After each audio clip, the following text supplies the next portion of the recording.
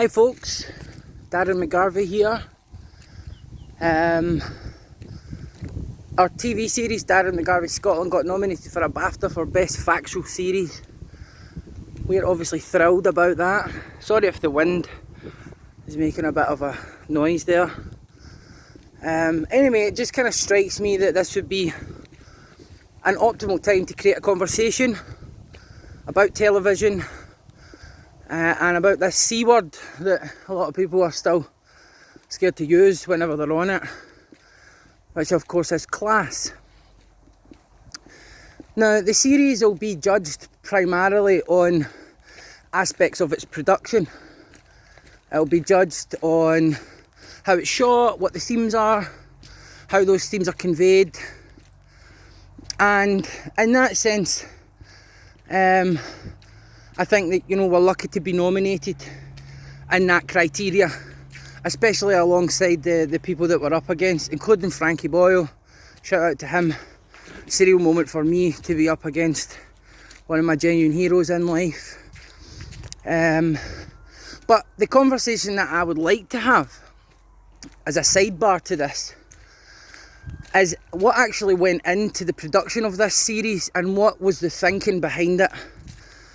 So the very first thing that we discussed when I went to meet with Term Television, who entered into a spirit of genuine collaboration with me, was that it was important to move the needle in terms of what poverty documentaries will look like, what they feel like, what the angles are, and who is given a voice. And so my primary anxiety going into it when I was considering doing the deal was, I don't want to make something that the contributors feel embarrassed by or ashamed by, or that they regret taking part in. And so this informed our whole practice. This informed everything that we did. It informed how contributors were approached. It informed how contributors were treated, even off camera. It informed the style of the interviews that took place, and also it informed aspects of aftercare. Perhaps a term that I've just lifted from Jeremy Kyle. But still, we kept in contact with people afterwards. Any questions that they had about when the show was broadcast, any concerns. And during the interviews, people were free to indicate to us if there was anything that they had said that they didn't want included. And we always followed whatever they wanted. Aside from that, also, there's no getting away from the fact that television is primarily a middle class industry. Now, this is not to say, I'm going to get in here just in case it's a bit windy. This is not to say, obviously, that most people who work in TV deserve to be there, and that there is an aspect of merit involved, and people who work in television on the whole are generally competent, thoughtful, conscientious, agreeable people. At least that has been my experience.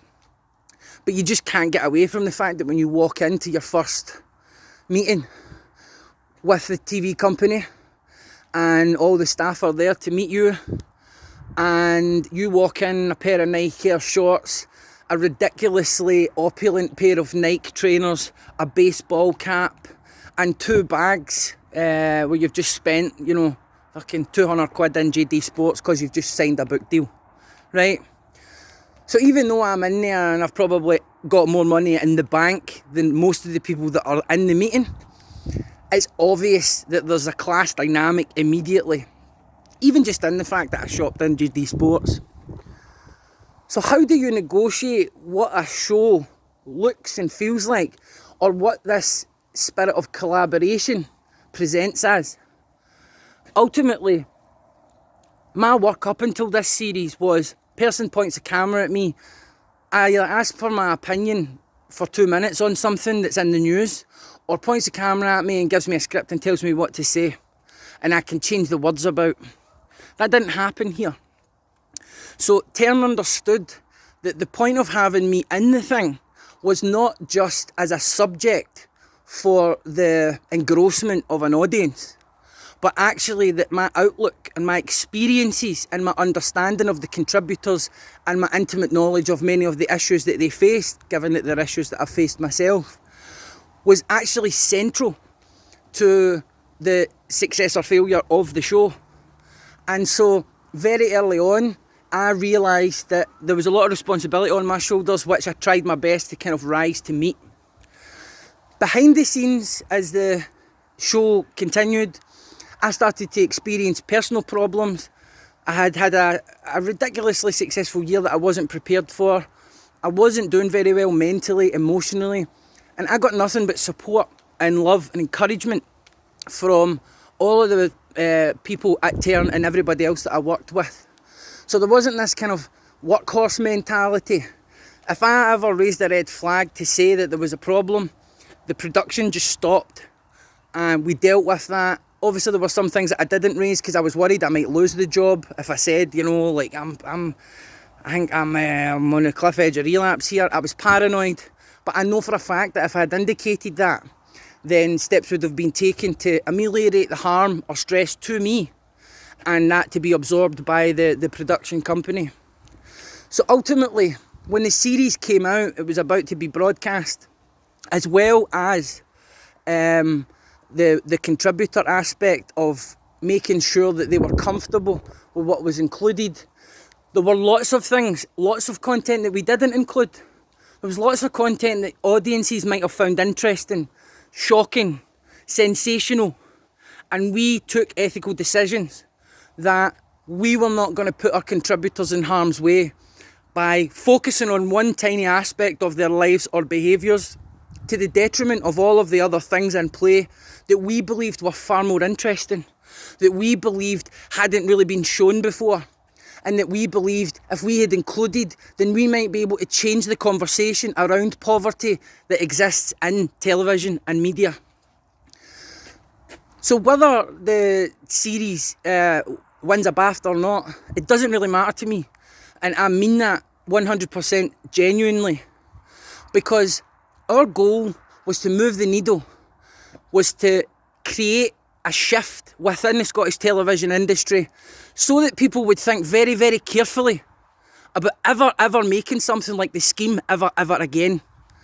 And whether it wins awards or not, we achieved that. And so I'll always be really, really proud of the work that we did. Thank you very much to Tern Television. Thank you very much to all of the staff there. Thank you very much to Stephen Bennett, who's already a BAFTA award-winning filmmaker, who very generously gave me the writer's credit for the series in recognition that a lot of the script and a lot of the ideas evolved as I was dealing with the themes on the spot.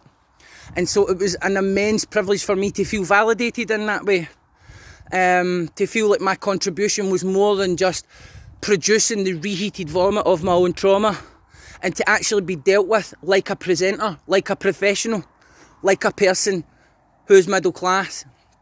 TV can be like that. It can be difficult. There's a lot of issues in the beginning about trust. The rapport needs to be right. But if people can find a way to deal with those very natural class-based frictions, then TV can move into a new phase, a new place, where working class people and their experiences are more than just a sidebar to an industry dominated by middle class assumptions, well-meaning as they may be. So I just want to thank everybody for the support. I know that these films get shown in schools. I know that these films get shown in prisons. People are always contacting me because they want to know why they're not on the iPlayer. So this is something that connected with the public in a different kind of way.